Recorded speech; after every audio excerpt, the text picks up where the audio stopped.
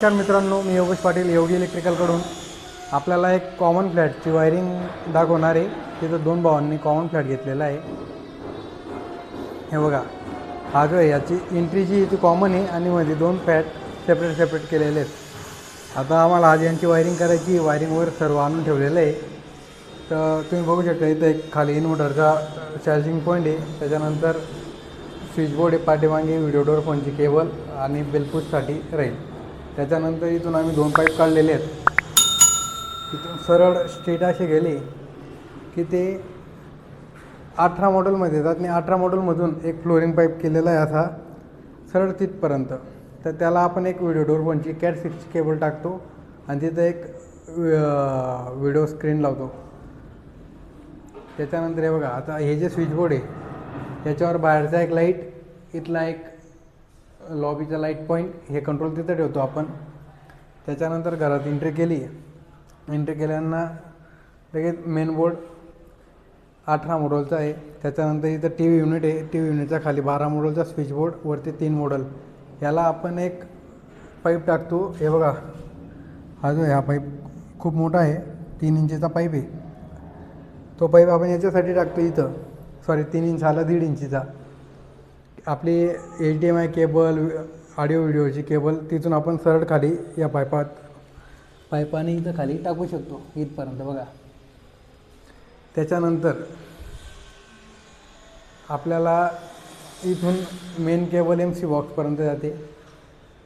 त्याच्यानंतर हे जे 1, 2, 3 फॅन बॉक्स आहेत, याच्यात आपण सेंटरला झुंबर टाकतो आणि साईडला दोन्ही फॅन टाकतो. यांचे सर्व कंट्रोल 18 मॉडेलवर ठेवलेले आहेत. त्याच्यानंतर गॅलरीमध्ये 2 लाईट पॉईंट आणि एक सॉकेट पॉईंट देतो आपण. हे बघा, हा आकाशकंदीलसाठी वरती एक स्पॉटलाईट किंवा सरफेस लाईट. त्याच्यानंतर हे 2 मॉडेलचं मेटल बॉक्स टाकलेलं आहे. इथं सॉकेट टाकू आपण, त्याच्याने ते लाईटिंग वगैरेसाठी ते पॉईंट घेतील. यांच्या सर्वांचे कंट्रोल इथं ठेवलेलं आहे. याला एक फ्लोरिंग पाईप 18 मॉडेलला गेलेला आहे, तिथून त्याला मेन आहे. त्याच्यानंतर आपण जाऊया किचनमध्ये. आता आपला MC बॉक्स कोरून झालेला आहे, लावायचा पेंडिंग आहे.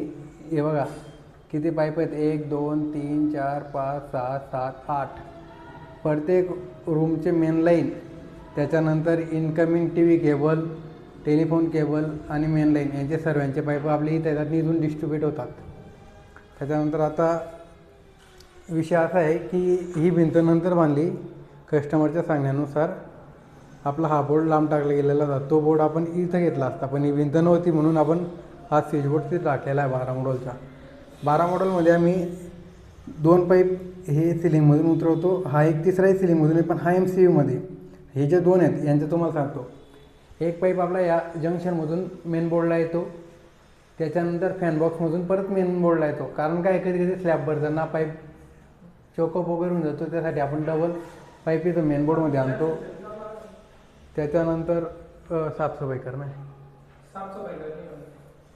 त्याच्यानंतर या बोर्डपासून आपण स्ट्रेट असा सरळ पाईप घेऊन इथं उतरवलेला आहे. याच्यावर 2 पॉवर पॉईंट देतो.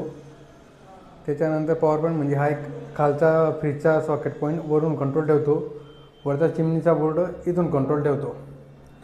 वरती आपण पाईप ब्रेक करून आधी बेंड टाकलेले आहे स्टाईलवर, तिथं एक लाईट पॉईंट, इथं एक लाईट पॉईंट. त्याच्यानंतर एक्झॉस्टसाठी असा एक पाईप टाकलेला आहे इथून चिमणीच्या बोर्डात, आणि चिमणीच्या बोर्डची वायर आणि एक्झॉस्टची वायर इथं, हे सेपरेट कनेक्शन राहतं. आणि वरचे जे 1, 2, 3, 4 आणि हा 5 हे पाईप यांचं स्पेशल कनेक्शन येतं.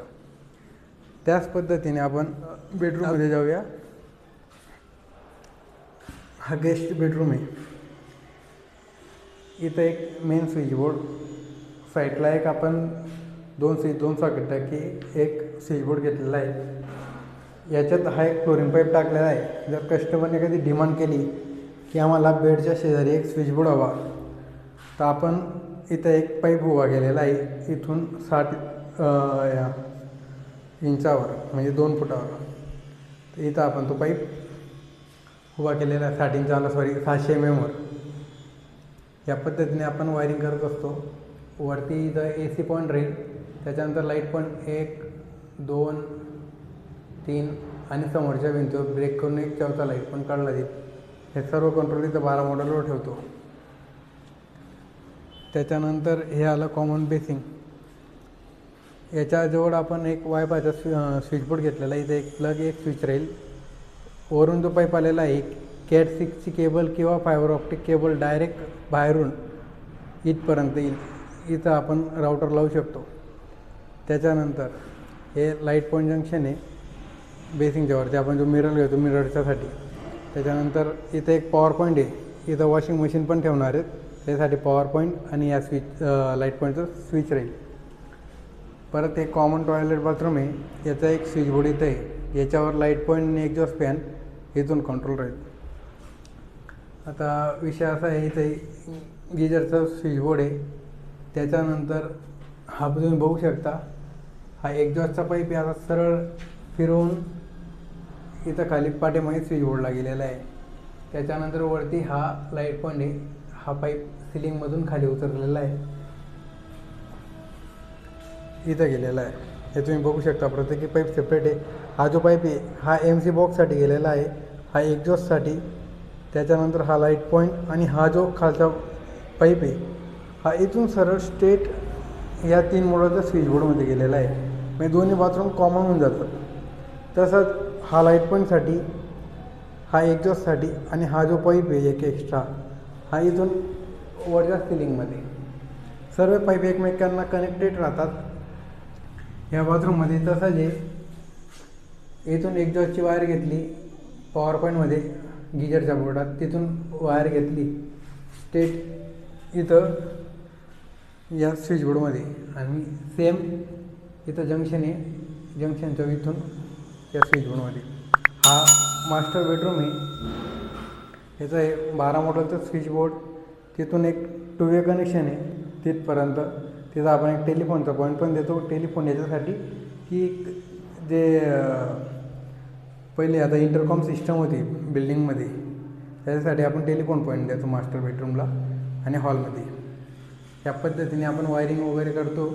तर तुम्हाला हा पूर्ण व्हिडिओ परत एकदा रिशूट केला जाईल वायरिंग केल्यावर, की कुठे किती MM ची वायर वापरता, काय वापरता, हे सर्व त्याच्यात दाखवलं जाईल. Thank you for watching.